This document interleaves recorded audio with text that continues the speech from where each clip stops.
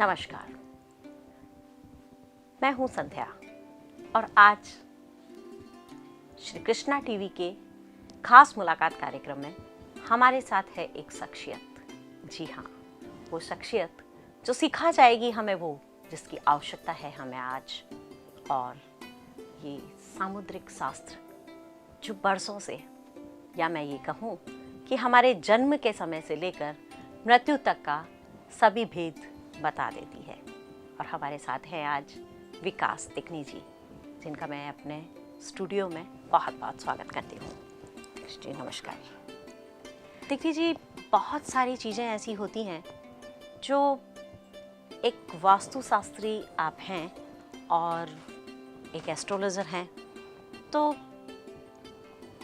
हम इसे कहें कि एक नस पकड़ में आनी चाहिए इंसान की, तो वो नस आप पकड़ लेते हैं, उस नाड़ी को आप पकड़ लेते हैं और उस नाड़ी के तहत इंसान अंधभक्त बन जाता है। क्या ये अंधभक्त बनाने की भी कोई विधा है या नहीं, ये सच में जीवन का एक शास्त्र है? देखिए मैम, अंधभक्त बनना या बनाना ऐसा इस क्षेत्र में, वास्तु में, ज्योतिष में, अपने हस्तरेखा विज्ञान में ऐसा कुछ भी कोई नहीं है। ये तीनों चारों चीज, या अपन अपने शास्त्रों की बातें करें तो वो पूरे साइंस है, एक विज्ञान है।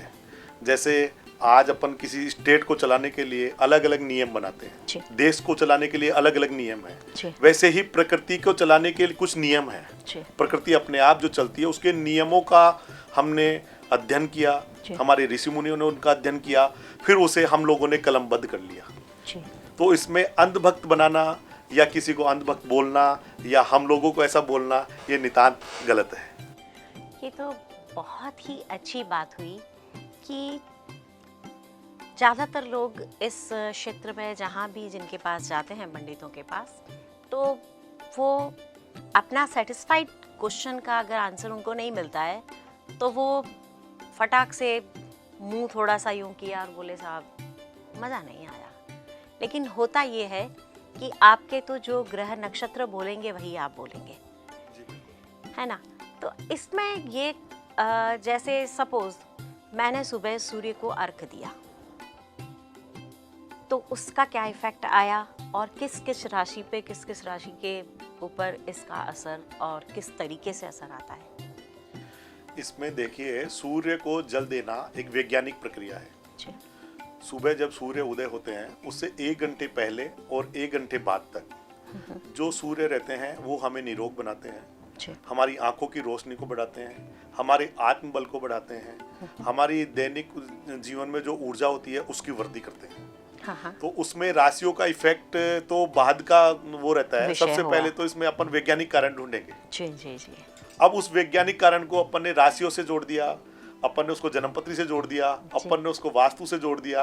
अब लोग बाग इसको एक अलग तरीके से देखने लग गए, जबकि सब चीज केवल मानव मात्र को सुखी, समृद्ध, निरोग और संपन्न बनाने के लिए की गई। अब जैसे आपको लग रहा है कि साहब ज्योतिष के यहाँ गए, हमको अच्छी चीज नहीं मिली, हमको ये किया गया, उसमें ज्योतिष शास्त्र का, वास्तु शास्त्र का या हमारे शास्त्रों का कहीं गलत रोल नहीं है। रोल हम लोगों का है। हम 4 किताबें पढ़ते हैं या 4 चीज़ें सीख जाते हैं, बड़े बड़े हम होर्डिंग्स लगा देते हैं, बड़े बड़े हम ऐड कर देते हैं और लोगों को ठगना शुरू कर देते हैं। उसमें हमारे शास्त्रों का जो वैज्ञानिक कारण है, जो हमारे शास्त्र बनाए गए हैं, हजारों साल प्रकृति की स्टडी करके उनको लिखा गया है, उनका कहीं दोष नहीं है। दोष हम लोगों का है।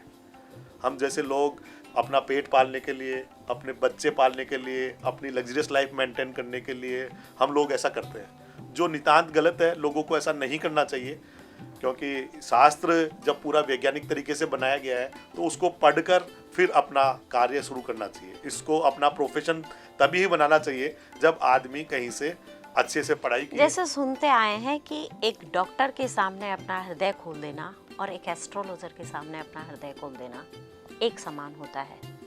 तो जिस तरीके से नाड़ी पकड़कर डॉक्टर आपका इलाज बता देता है, जो आयुर्वेदाचार्य होते हैं वो आपका इलाज बता देते हैं, उसी तरीके से जो पत्री आपके सामने खुलती है या जो हस्तरेखा आपके सामने खुलती है, आप उसके जीवन का प्रत्येक हाल बता देते हैं।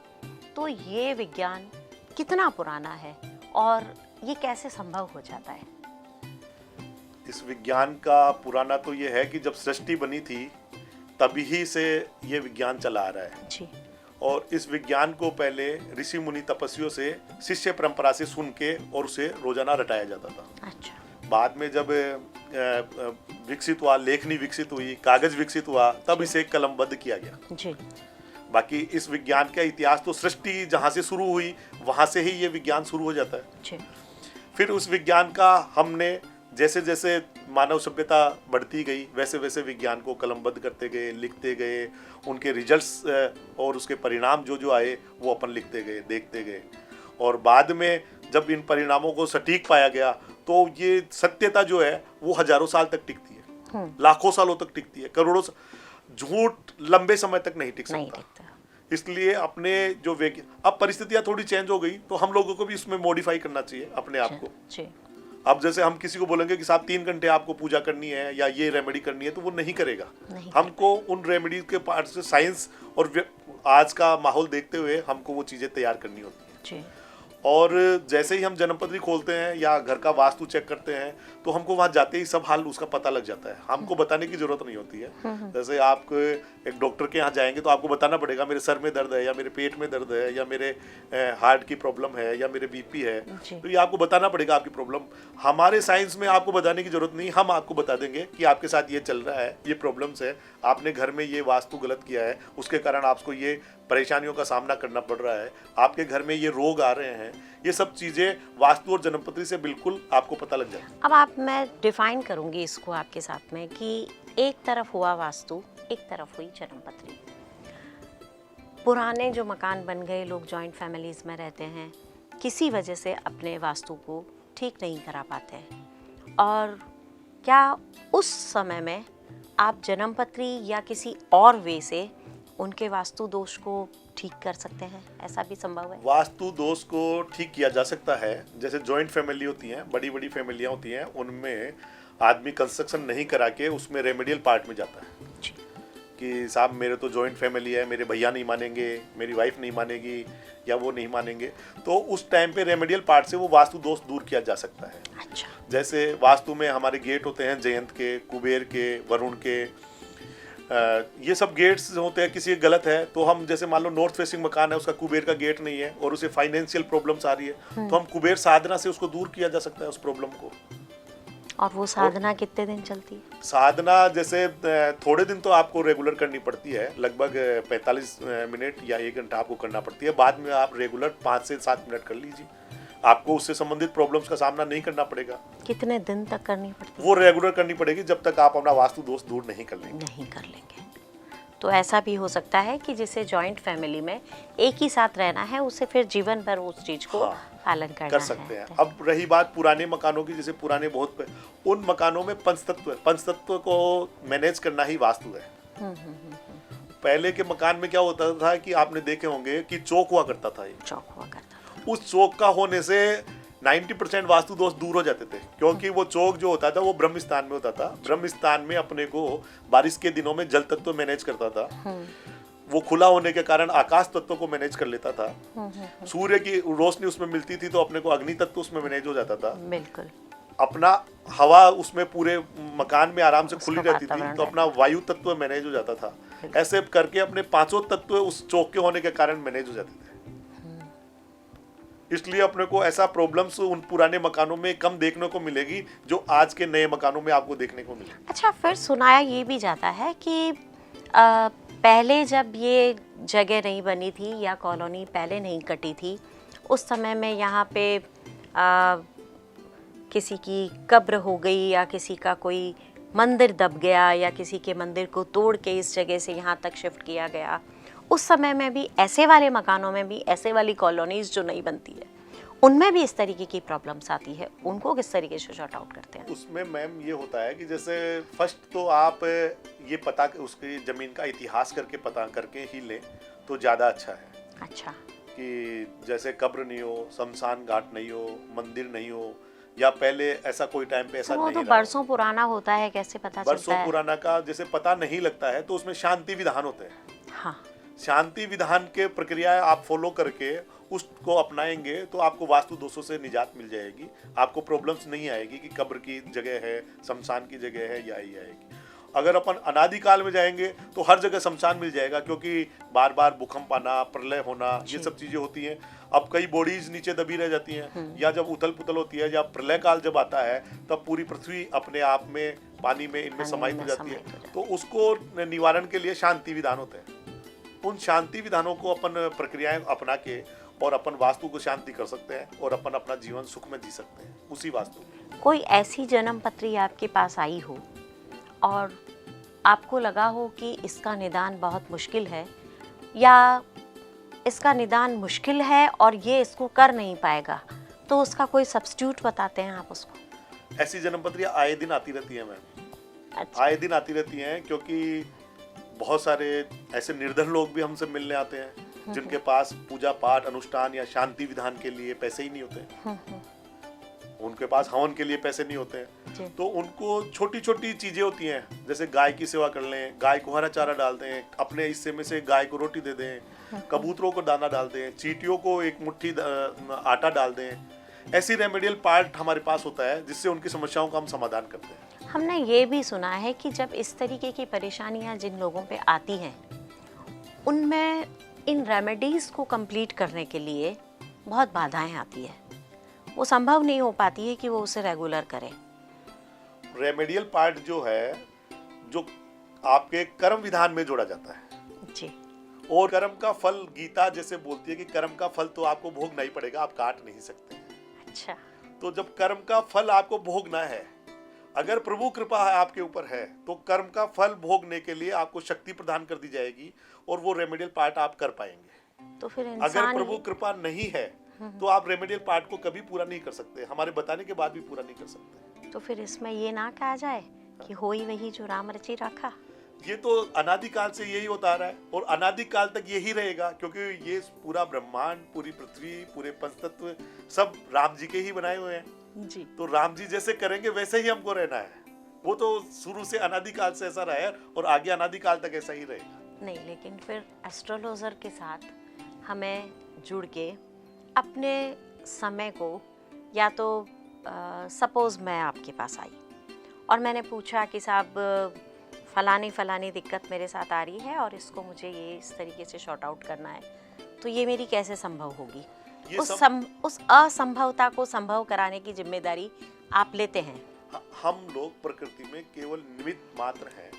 जैसे महाभारत का युद्ध होना के लिए राम जी ने पहले ही तय कर दिया था और भगवान श्री कृष्ण ने अर्जुन पे हाथ रख के उसके गीता जी का उपदेश देके और महाभारत के युद्ध की पूरी रचना करी और उस युद्ध को समापन करके और धर्म की स्थापना करी। उसी प्रकार हम केवल निमित्त मात्र हैं। अगर आपके पुण्य काल जागृत होंगे तो आप हमसे मिलेंगे, और उससे ज्यादा पुण्य काल आपके परेशानी का समाधान होना है तो पुण्य काल ज्यादा जागृत होंगे, आप हमारी बताई हुई रेमेडीज करेंगे।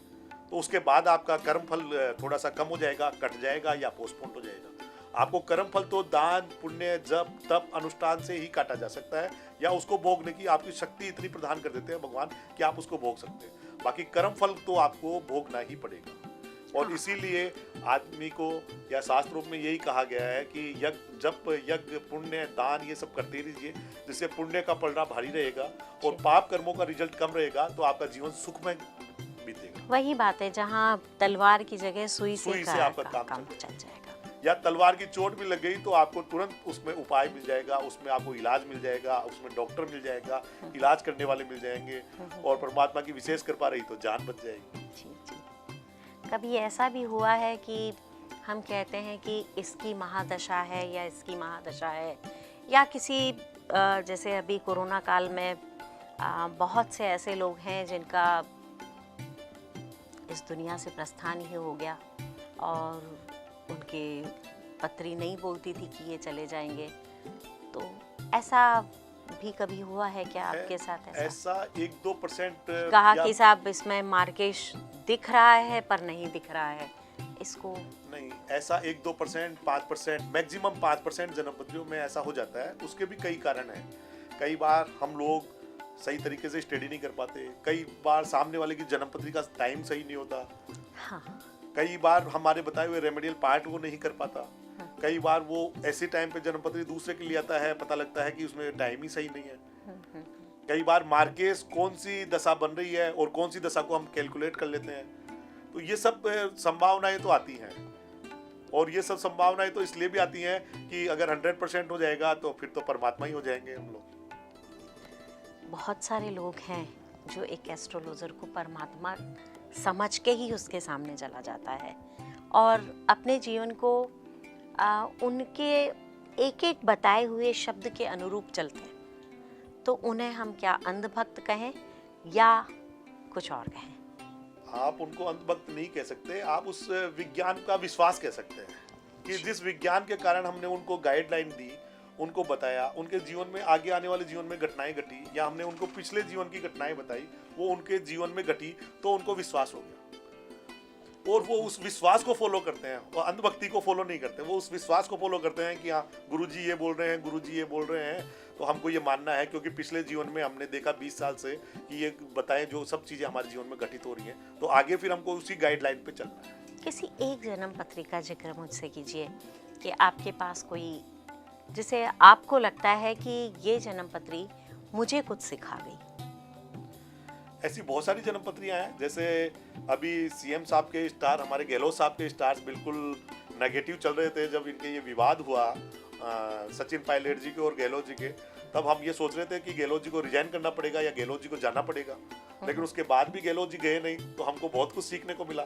उनकी कुंडली को हमने फिर वापस से स्टडी करी।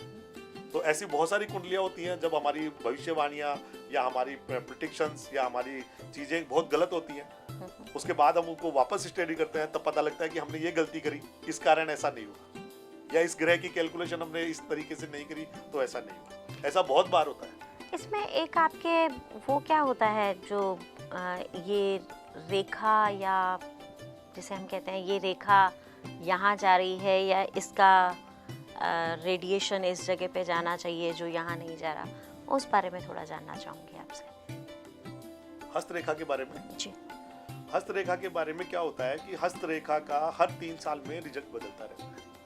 आपके कर्मों के अनुसार आपकी रेखाएं, जैसे आप बचपन में देखेंगे रेखाएं तो आपको अलग रेखाएं नजर आएंगी। आप 10 साल के हो जाएंगे तो आपकी हाथ की रेखाएं अलग चेंज हो जाएंगी। फिर आप 15 साल के हो जाएंगे तो आपकी रेखाओं में और चेंज हो जाएगा। फिर आप 25 साल के हो जाएंगे तो और चेंज हो जाएगा। और 30 साल के बाद रेखाएं कम चेंज होती हैं। 30 साल तक तो रेखाएं बार बार बदलती रहती है। 30 साल बाद रेखाओं का कंप्लीट निर्धारण होता है और उसके बाद उसमें सपोर्ट लाइनें आ जाती हैं, उसमें तिल आते हैं, उसमें क्रॉस के निशान आते हैं, उसमें फ्लैग्स आते हैं। तो इन सब चीज़ों का अलग अलग जगह अलग अलग प्रभाव अपन उसमें देखते हैं। तो क्रॉस का क्या मीनिंग हुआ? क्रॉस का मीनिंग हुआ कि जैसे अच्छी जगह क्रॉस होगा, अगर बृहस्पति के पर्वत पे क्रॉस होगा तो वो सुफल देगा, बाकी जगह क्रॉस अच्छे रिजल्ट नहीं देता है।